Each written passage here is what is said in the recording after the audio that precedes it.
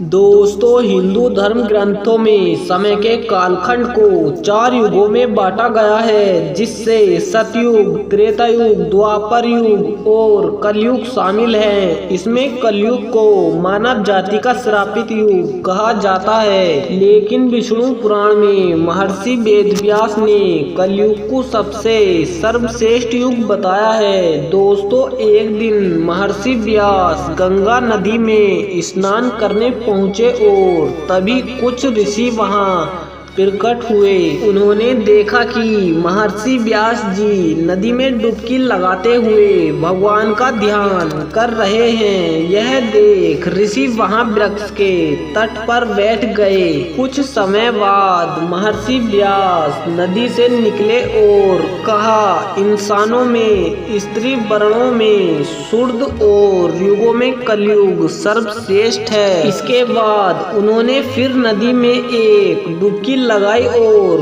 कुछ समय बाद बाहर निकलकर शूद्र को श्रेष्ठ बताया। एक बार फिर उन्होंने डुबकी लगाई और कहा, स्त्रियां साधु हैं और उनसे अधिक अन्य कोई नहीं है। उनकी बात जब अन्य ऋषि ने सुनी तब वह आश्चर्य हुए कि वह ऐसी बातें क्यों कर रहे हैं। महर्षि व्यास जब अपनी क्रिया करके बाहर आए तो वह उन ऋषियों के पास पहुँचे। उनकी बातों से हैरान उन्होंने महर्षि व्यास से कहा कि उन्होंने ऐसा क्यों कहा। इस पर व्यास जी ने हंसते हुए जवाब दिया कि जो फल सतयुग में 10 वर्ष तपस्या, ब्रह्मचर्य और जप करने से मिलता है, उसे मनुष्य द्वापर में 1 माह में, त्रेता युग में 1 वर्ष में मिलता है, वह कलयुग में केवल 1 दिन रात में मिल जाता है। और दोस्तों, जो फल सतयुग में ध्यान, त्रेता में यज्ञ और द्वापर में देव चरण करने से प्राप्त होता है, वह कलयुग में केवल सिर्फ